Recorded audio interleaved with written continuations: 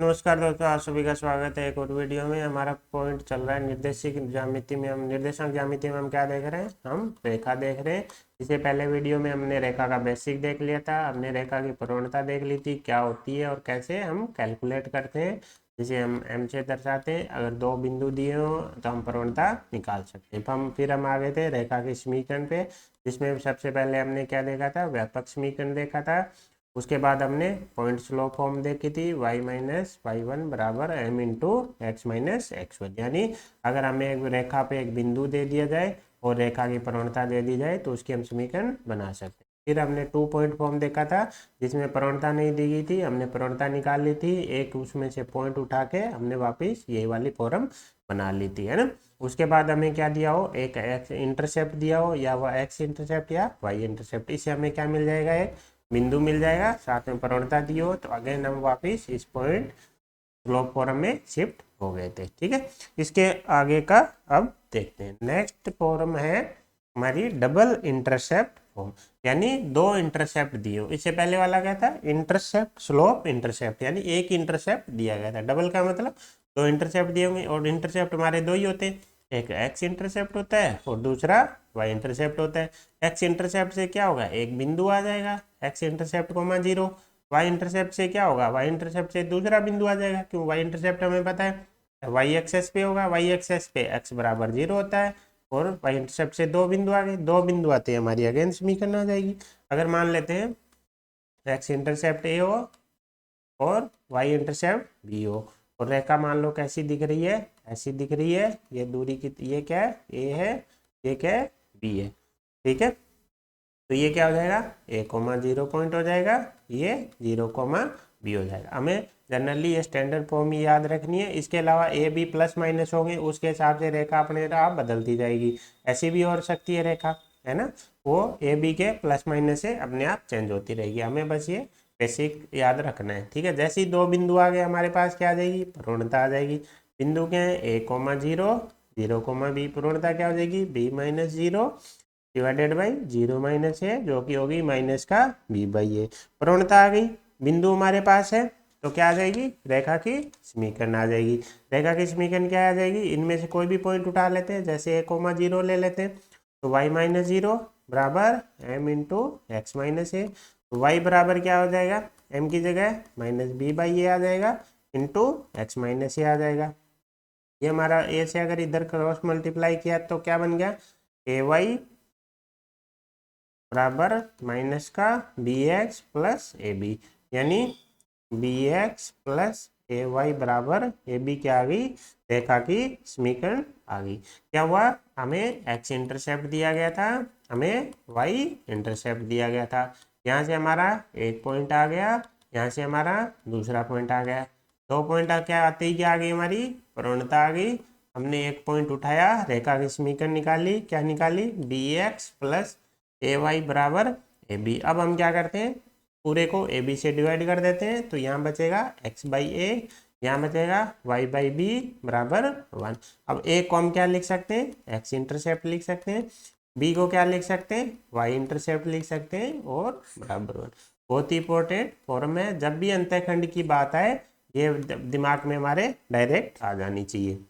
और हमें पता है यहाँ पे एक्स इंटरसेप्ट और वाई इंटरसेप्ट आएंगे। इंटरसेप्ट में साथ में क्या लेना है? हमें साइन लेना है। जैसे एक्स इंटरसेप्ट -3 दिया हो और वाई इंटरसेप्ट बराबर 2 दिया हो, तो हमारी रेखा की समीकरण क्या आ जाएगी? एक्स के डिवाइड में -3, वाई के डिवाइड में वाई इंटरसेप्ट बराबर 1। अब हमें दूसरी चीज, अब हमें पता है हमने क्या मानी थी? रेखा ऐसी मानी थी। रेखा एक्स एक्स को कहाँ काट रही थी? एक्स इंटरसेप्ट कोमा जीरो पे। वाई को कहाँ काट रही थी? जीरो कोमा वाई इंटरसेप्ट से। तो यहाँ से इसको देख के डायरेक्ट हमें दिमाग में क्या आ जाना चाहिए? एक्स एक्स के साथ प्रतिच्छेद बिंदु आ जाना चाहिए।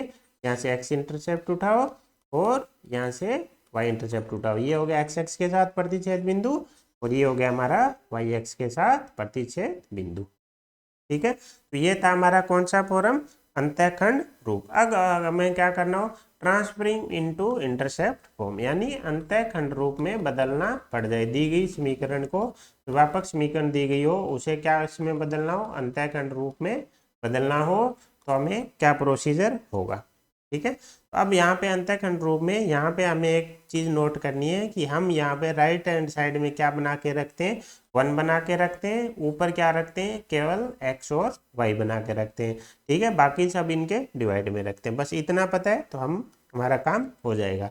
अब देखो किसको बदलेंगे, जनरल फॉर्म को बदलेंगे, ax plus B Y plus C बराबर 0। अब सबसे पहले तो क्या है, एक्स वाई को एक तरफ रखना है, बाकी को दूसरे साइड ले जाना है। तो ये हो गया ax प्लस बी वाई बराबर माइनस सी आ गया।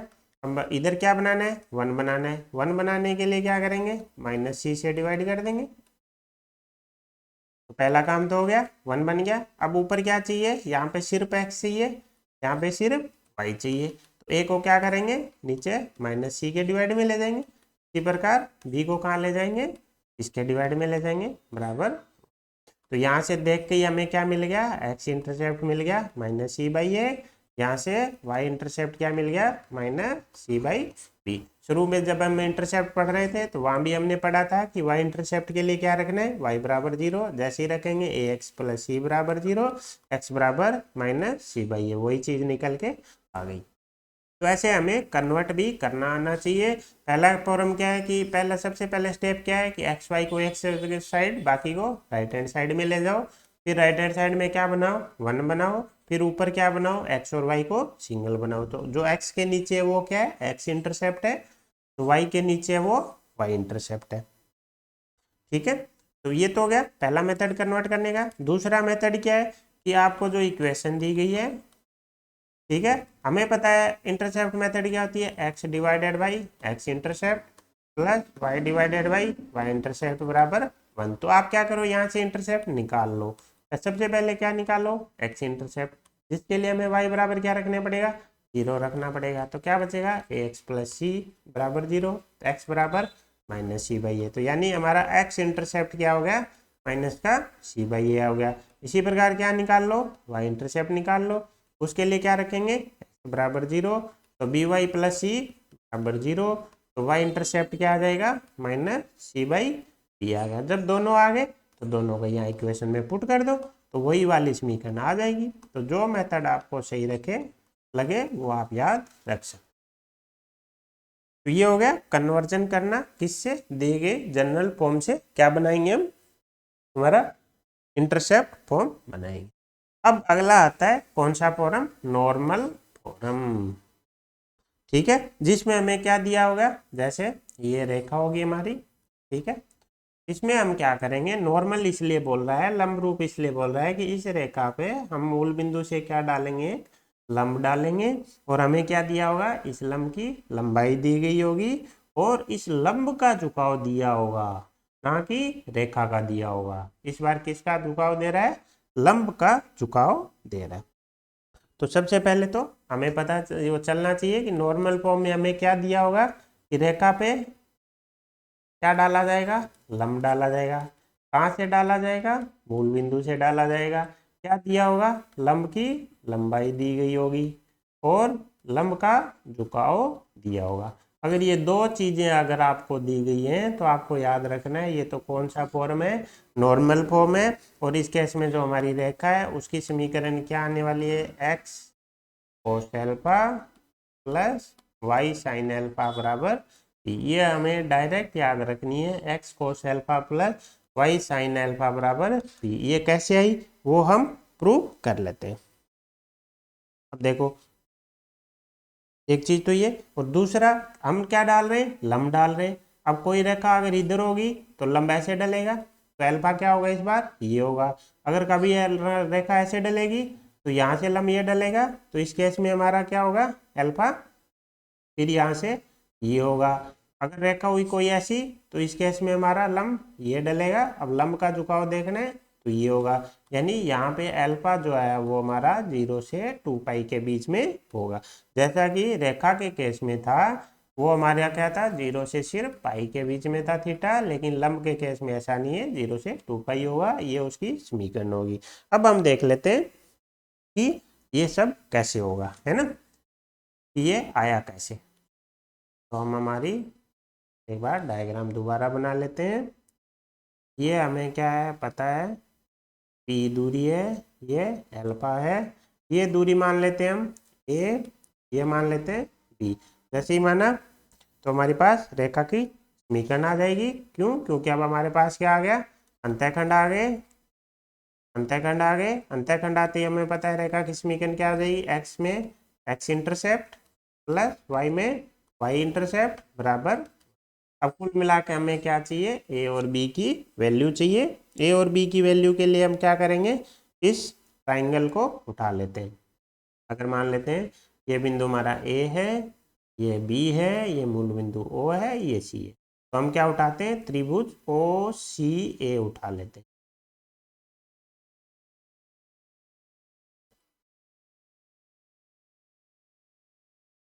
त्रिभुज उठा लेते हैं हमारा ओ सी।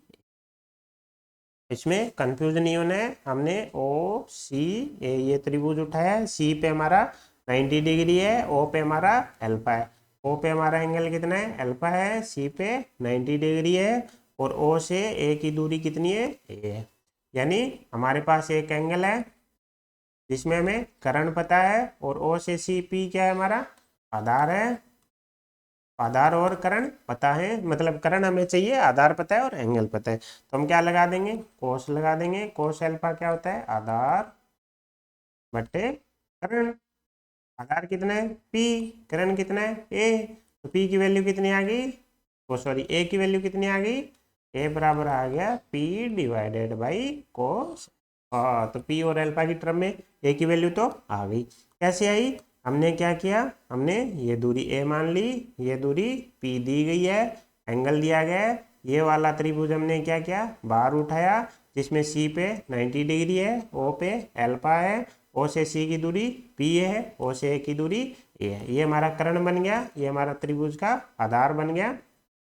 अगर ऐसे आपको देखने में कंफ्यूजन हो रहा हो तो आप इसको ऐसे लेटा के भी देख सकते हो। ये हमारा अल्फा है, ये आधार पी है, ये कर्ण ए है।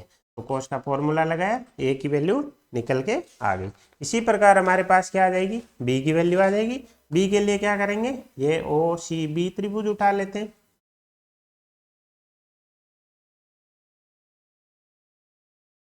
ये मान लेते हैं हमारा ओ हो गया, ये सी पे 90 डिग्री और ये बी।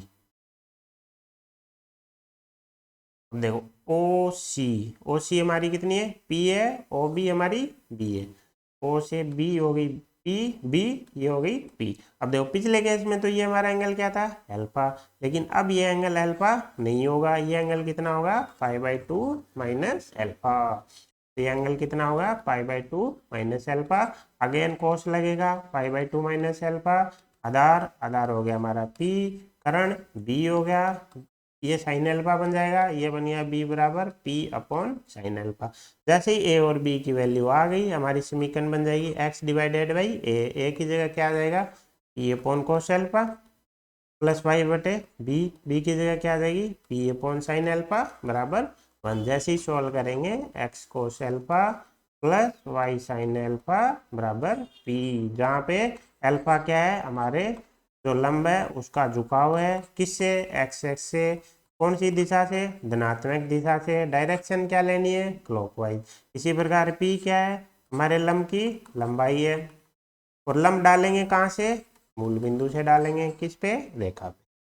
तो ये हमारा कौन सा फॉर्म है, नॉर्मल फॉर्म है, जिसकी क्या याद रखना है, x cos alpha plus y sine alpha बराबर पी। हमें डायरेक्ट याद रखना है, हमने वो भी देख लिया कि ये कैसे निकल के आता है। ठीक है, अगला मेथड है पैरामीट्रिक फॉर्म, जिसे हम क्या बोलते हैं, प्राचलिक रूप भी बोलते हैं। बहुत ही इंपॉर्टेंट है। ठीक है, अब देखो मेनली 3 चीजें काम आएंगी। एक हमारा पॉइंट स्लोप पॉइंट वाला काम आएगा। ठीक है, लंब वाला हमें डायरेक्ट याद रखना है, x cos alpha plus y sine alpha बराबर पी। एक्स इंटरसेप्ट वाला, जब भी अंतःखंड की बात आ जाए, अंतःखंड नाम आते ही हमारे दिमाग में ये चीज आ जानी चाहिए। तीसरा इंपॉर्टेंट चीज क्या है, अगला पैरामीट्रिक फॉर्म। पैरामीट्रिक फॉर्म अभी देखते हैं। ठीक है, अब देखो इसमें क्या होगा, एक रेखा दी गई होगी। ठीक है, इसमें हमारे पास एक रेखा है, जो क्या है, एक बिंदु इसमें हमें दिया गया है। कौन सा बिंदु है, x1 y1 से गुजर रही है। ठीक है, जो कि एक्स एक्स के साथ कितना एंगल बना रही है, अल्फा एंगल बना रही है। और इस बिंदु से, इससे x1 y1 से हम क्या करेंगे, से r दूरी पर अगर कोई बिंदु है क्या, x, y। अगर हम पिक्चर देखें तो ये हमारी रेखा है, ये एक्स एक्स के साथ कितना एंगल बना रही है, अल्फा एंगल बना रही है। यहाँ पे कोई बिंदु क्या है, x1 y1 है। तो अगर इससे दूरी पर क्या बिंदु है, r बिंदु है, जिसके कोऑर्डिनेट क्या है, x, y है, तो x और y क्या होंगे। ठीक है, तो देखो इसमें अगेन हमारा क्या बनेगा, वही चीजें बनेंगी। ठीक है, हम पॉइंट में पहले ही देख चुके हैं कि ये दूरी क्या बनने वाली है, y माइनस y1। ये दूरी क्या बनने वाली है, x माइनस x1।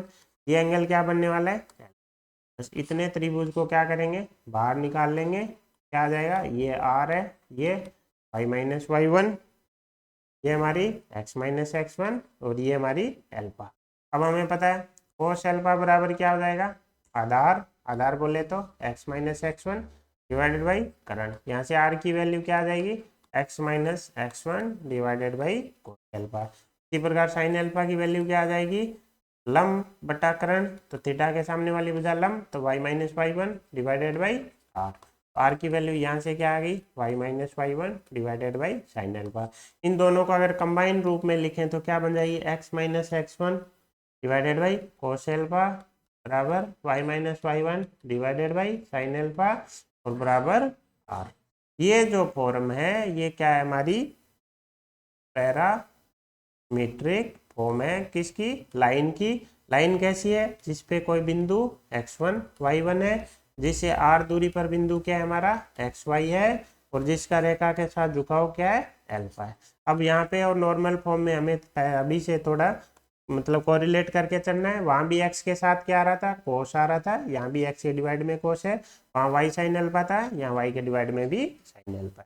अब ये इस फॉर्म में हमें कभी भी मतलब रेखा निकालना नहीं पूछेगा, हमें क्या बोलेगा कि ये बिंदु है, ठीक है, ये कोई बिंदु है a, b, तो इससे r दूरी पर बिंदु के क्या बताओ, निर्देशांक बताओ। वो हमें निकालना आना चाहिए। रेखा की समीकरण दी होगी, वहां से अल्फा आ जाएगा। r बिंदु पे निर्देशांक क्या आ जाएंगे, बिंदु मान लेते हैं x, y, तो x बराबर क्या आ जाएगा, r cos alpha plus x1। इसी प्रकार y बराबर क्या आ जाएगा, y1 plus r sine alpha. तो इस रूप में इसका यूज होने वाला है, ये हम आगे चल के क्वेश्चंस में भी देखेंगे। लेकिन इसमें हमें क्या है, r की वैल्यू हमारी प्लस और माइनस दोनों में आएगी। जैसे ये रेखा है, ये बिंदु है, अगर हम इससे ऊपर की तरफ देखेंगे तब तो r प्लस में आएगा, और नीचे की तरफ देखेंगे तो r माइनस में आएगा। अगर रेखा हुआ नेगेटिव प्रवणता के साथ और इस बिंदु से भी ऊपर गए तो r प्लस में लेना है, नीचे गए तो r माइनस में लेना है। कुल मिला के हम अगर ऊपर जा रहे हैं तो r प्लस में लेना है और नीचे जा रहे हैं तो माइनस में लेना है। किसी भी रेखा पर अगर कोई बिंदु x1 y1 है तो x minus x1 y minus y1, x के डिवाइड में कोस अल्फा, y के डिवाइडेड में साइन अल्फा बराबर r। यानी x1 y1 से r दूरी पर बिंदु के निर्देशांक हम इसे निकाल सकते हैं। ये हो गई हमारी पैरामीट्रिक फॉर्म।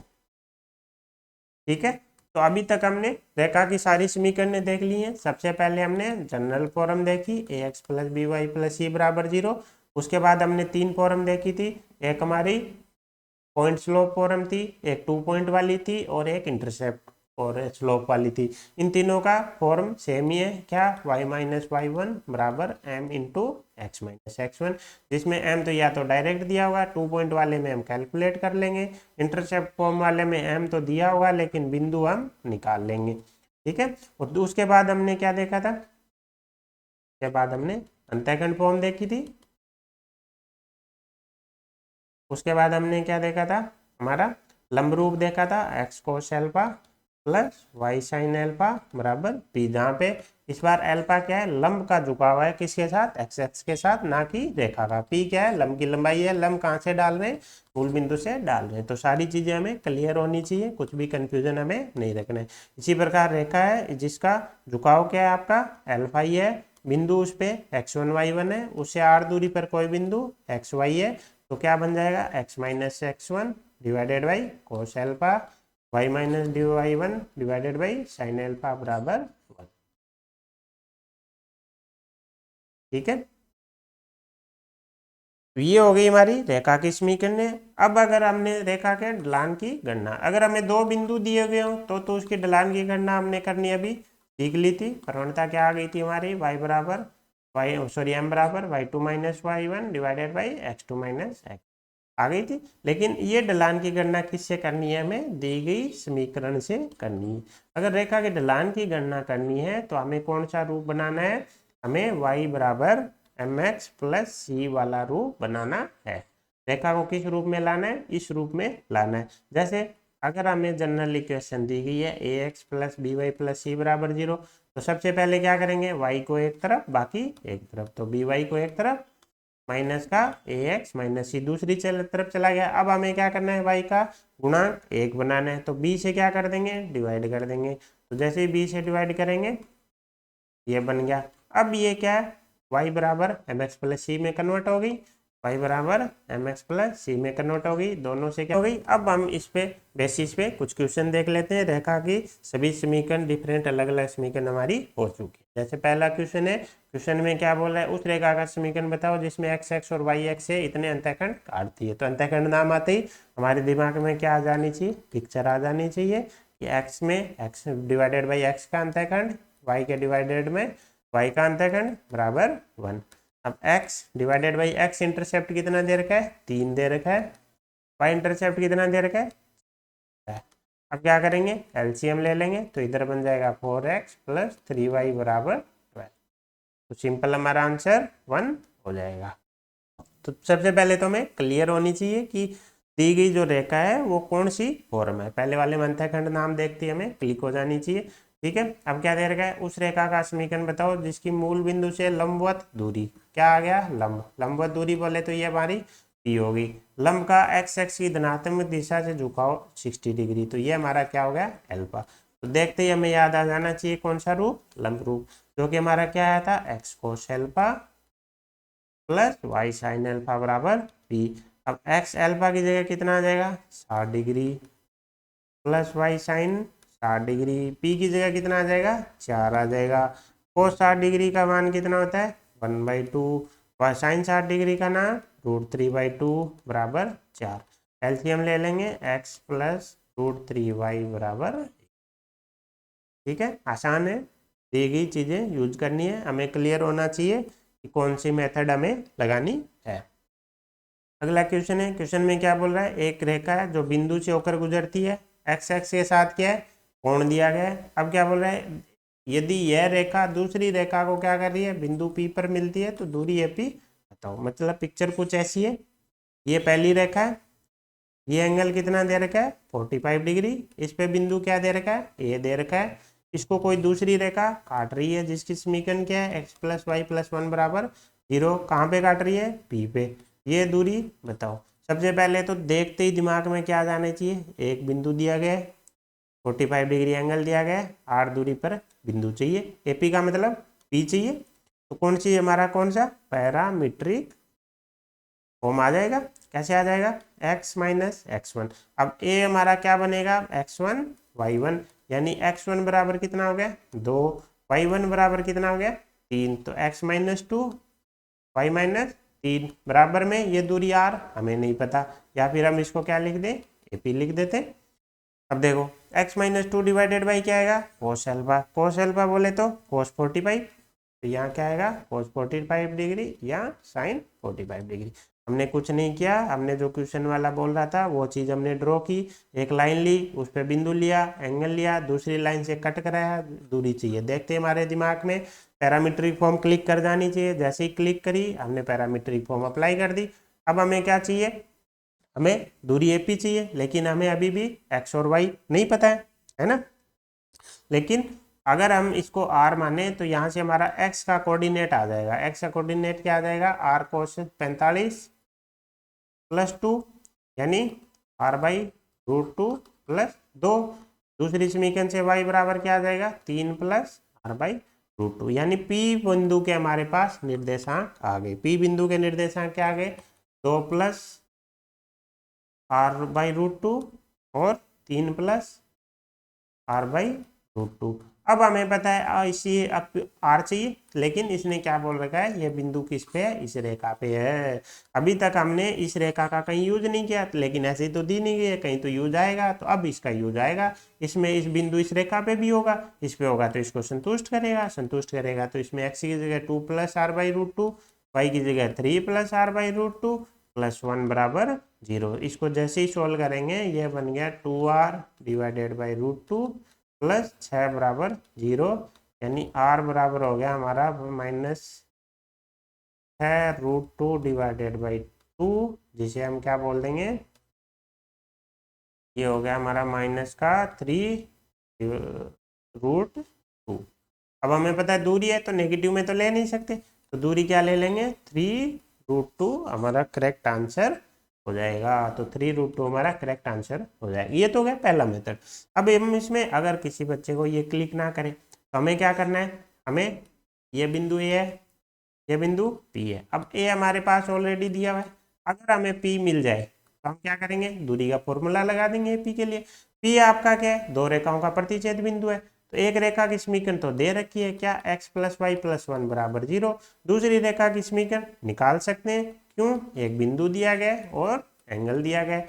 बिंदु रेखा की समीकरण क्या हो जाएगी, y - 3, एंगल से क्या आ जाएगी, प्रवणता आ जाएगी, बराबर x - 2, यानी x - y + 1 बराबर 0 दूसरी रेखा है, तो x - y + 1 बराबर 0 दूसरी रेखा आ गई।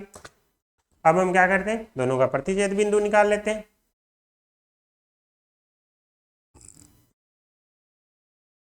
दोनों का प्रतिच्छेद बिंदु निकाल दें, दोनों को ऐड करेंगे तो 2x + 2 बराबर 0, x बराबर -1। जैसे ही x बराबर -1 रखेंगे y बराबर 0, यानी P बिंदु के निर्देशांक क्या आ गए, -1, 0। तो AP दूरी तो हमें निकालनी आती है, रूट में 2 + 1 3, 3 का स्क्वायर 9 + 3 का स्क्वायर 9, कितना आ गया, 3√2। तो आप ऐसे भी कर सकते हो।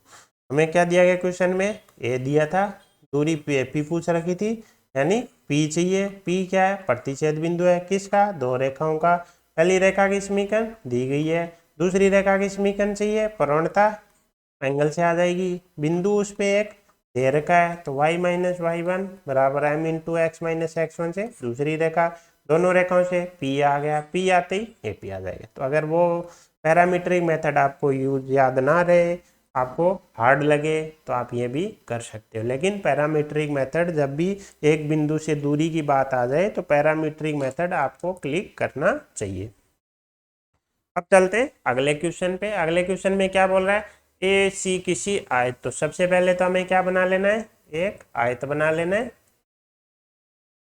ये हमारा हो गया आयत। आयत क्या है, ए बी सी और डी है। ए के निर्देशांक क्या दे रखे, 1,3। सी के निर्देशांक हमें दे रखे। अब क्या बोल रहा है, इसके शेष दो क्षेत्र बी डी का ढाल दे रखा है। ये अगर हम रेखा, इन दोनों को मिला के हम क्या बनाए, एक रेखा अगर हम बनाए, यानी विकर्ण BD हो गया एक तरीके से, तो इसकी हमें क्या दे रखी है, ढाल दे रखी है। ढाल बोले तो m की वैल्यू दे रखी है।